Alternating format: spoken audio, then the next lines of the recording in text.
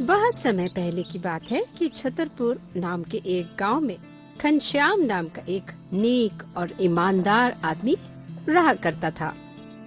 उसके परिवार में उसकी खूबसूरत पत्नी और 2 बच्चे थे, जिनका नाम था जय और जिया। बहुत ही खुशहाल परिवार था उनका। एक दिन घनश्याम की पत्नी बीमार हो गई। काफी इलाज और देख रेख के बाद भी वो ठीक नहीं हो पाई और चल बसी। गांव वालों और पड़ोसियों ने घनश्याम की बहुत मदद की। थोड़े दिन बाद घनश्याम को एहसास हुआ कि वो कब तक दूसरों पर निर्भर रहेगा। जब वो काम पर जाएगा, कौन उसके 2 छोटे बच्चों का ख्याल रखेगा। एक शाम दोस्तों के साथ बैठा हुआ था, तब जब तुम काम पर जाओगे, तुम बच्चों को अकेला कैसे छोड़ दोगे? घर पर भी नहीं बैठ सकते। पड़ोसी कब तक मदद करेंगे? बात तो सही है दोस्तों। मुझे मेहनत करके बच्चों के लिए पैसे बचाने ही होंगे। इसके लिए मुझे काम पर जरूर जाना होगा। पड़ोसियों और रिश्तेदारों ने सलाह दी कि वो दोबारा शादी कर ले। काफी सोच विचार के बाद घनश्याम शादी के लिए राजी हो गया। बात गांव में फैल गई। पास के गांव में रहने वाली एक बेहद खूबसूरत औरत रमा के माता पिता तक भी ये खबर पहुंची और घर वालों ने भी इस शादी के प्रस्ताव के बारे में बात की। वैसे तो रमा सुंदर थी, लेकिन मन के साफ नहीं थी। नकचड़ी और तीखे स्वभाव की थी।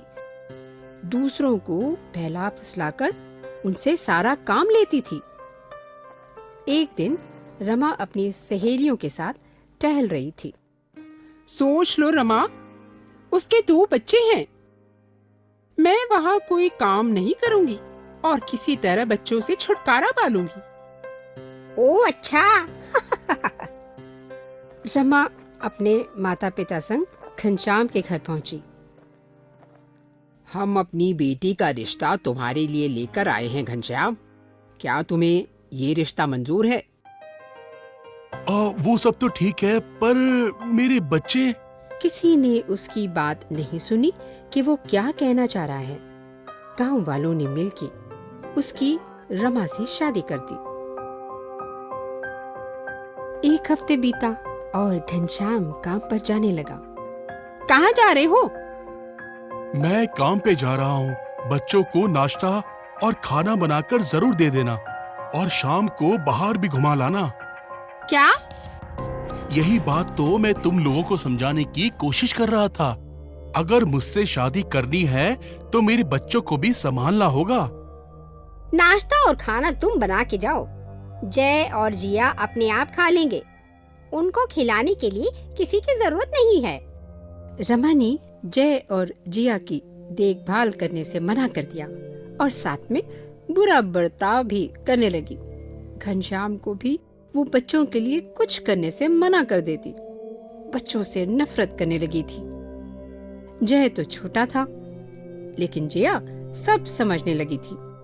घनश्याम की समझ में नहीं आ रहा था कि वो क्या करे। घनश्याम जब काम पर जाता तो जय और जिया अपनी सौतेली माँ से दूर ही रहते। घनश्याम इन सब से बेखबर था। एक दिन, आज तुम इन दोनों बच्चों को कहीं छोड़ कर आओ, नहीं तो मुझे ही कुछ करना पड़ेगा। अरे ये दोनों कहाँ जाएंगे? उनका मेरी सिवा भला कौन है इस दुनिया में? मुझे नहीं पता। मैंने जो कह दिया सो कह दिया। घनश्याम ने सोचा कि उसकी गैर हाजिरी में उसकी पत्नी बच्चों को कोई नुकसान न पहुंचा दे। इसलिए उसने तय किया कि वो जय और जिया को कहीं दूर छोड़ आएगा। बहुत सारा खाना लेकर तीनों जंगल की तरफ बढ़ने लगे। और कितनी दूर है बाबा? बस थोड़ी ही दूर जाना है बेटा। तीनों जंगल के बीचों बीच पहुंच गए। एक पेड़ के नीचे उन्होंने आराम किया और जो कुछ लेकर आए थे खाया और सो गए।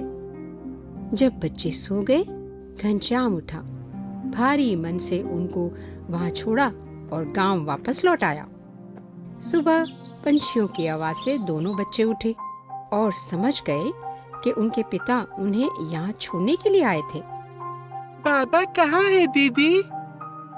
वो काम पर गए हैं। हम उनका यहाँ इंतजार करेंगे। लेकिन उनके बाबा वापस नहीं आए। उधर घनश्याम घर पहुंचा, बच्चों के बारे में सोचकर उदास और चिंतित था और अपने आप को कोस रहा था।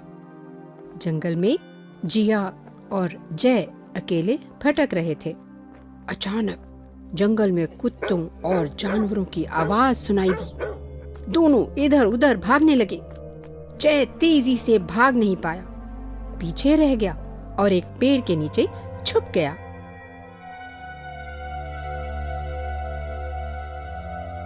उसने एक राजकुमार को आते देखा। राजकुमार दयालु था। वो जय को अपने साथ महल में ले गया।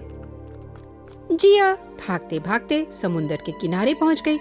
चुपचाप आंखें मीचे बैठ गई और सो गई। कुछ देर बाद एक जहाज वहां पहुंचा जिसमें कुछ समुद्री डाकू थे। डाकुओं के सरदार की पत्नी भी साथ में थी। छोटी लड़की है, क्या हम इसे अपने साथ ले चलें? पागल न बनो, हम डाकू हैं। हम हमेशा जहाजों में रहते हैं। इस लड़की का कैसे ख्याल रखेंगे? हम हमेशा अपने लिए एक बेटी चाहते थे। ऊपर वाले ने आज हमें इसे हमारे लिए भेजा है। क्यों ना हम इसे गोद ले लें? डाकू और उसकी पत्नी ने जिया को अपने साथ ले लिया। जिया थकावट के कारण अब भी सोई हुई थी। जब सुबह उठी तो अपने को जहाज में पाया। उठ गई बेटी, ये लो कुछ खा पी लो। उन लोगों ने उसे बताया कि कैसे उन्होंने जिया को समुद्र के किनारे पाया था। जिया अपने भाई जय के बारे में सोचने लगी। अब वो उसे कैसे ढूंढेगी? उसे अपने आप पे गुस्सा आ रहा था कि जय को उसने पीछे जंगल में छोड़ दिया। न जाने अब वो कहाँ और किस हाल में होगा। इसके बावजूद जिया निराश नहीं हुई। समुद्री डाकू जिया का अच्छा ख्याल रख रहे थे। यहाँ राजकुमार भी जय पे पूरा ध्यान दे रहा था, जैसे कोई अपना हो। जय को उसने पढ़ना लिखना सिखाया, घुड़सवारी सिखाई। जय ने गाना बजाना सीखा। कई साल गुजर गए। जय और जिया अपनी अपनी जगह खुश थे। एक दिन समुद्री डाकू जिया के साथ जहाज पर जा रहे थे। अचानक भयंकर तूफान आया। जहाज उलट गया। डाकू और उसकी पत्नी पानी में बह गए। एक बार फिर जिया अकेली पड़ गई। पानी में तैरते तैरते उसने देखा एक विशाल मछली उसकी तरफ बढ़ रहा था। मछली ने अपना बड़ा सा मुंह खोला। फिर क्या था, जिया पानी के साथ मछली के पेट में समा गई। अरे ये क्या? जिया ने देखा मछली के पेट के अंदर एक बड़ा और सुंदर घर है। बाग बगीचे, बहुत सारे खाने पीने की चीजें हैं। जिया को अपनी आंखों पर विश्वास नहीं हो रहा था। उसके लिए ये अपनी सौतेली माँ या डाकुओं के जहाज से बेहतर लग रहा था। अब मुझे यहाँ रहकर किसी तरह अपने भाई को ढूंढना होगा। हर रोज जब वो विशाल मछली पानी में तैरता और अपना मुंह खोलता तो जिया जोर जोर से गाने लगती, जो उसकी माँ ने मरने से पहले जय और जिया को सिखाया था। कोई उसे सुन तो सकता नहीं था, लेकिन जब मछली समुद्री तट के आसपास होता तो शायद लोग उसकी आवाज सुन सकते थे। समंदर किनारे ही उस राजकुमार का महल था जहाँ जय रहता था। एक दिन जब जिया गाने लगी तो जय बालकनी में खड़ा टहल रहा था। जब उसने ये आवाज सुनी तो दौड़ा दौड़ा बाहर आया। ये आवाज कुछ जानी पहचानी लग रही थी। उसको आश्चर्य हुआ कि मछली गाना कैसे गा सकती है। पानी में कूदकर उसने मछली को पकड़ा और किनारे ले आया। मछली के मुंह के अंदर से आवाज आई और जिया बाहर निकली। जय और जिया ने एक दूसरे को पाकर गले लगाया। क्या यही है तुम्हारी बहन जिसके बारे में तुम हमेशा बात किया करते थे? ये मेरी बहुत प्यारी बहन है। तुम दोनों बहुत बहादुर बच्चे हो।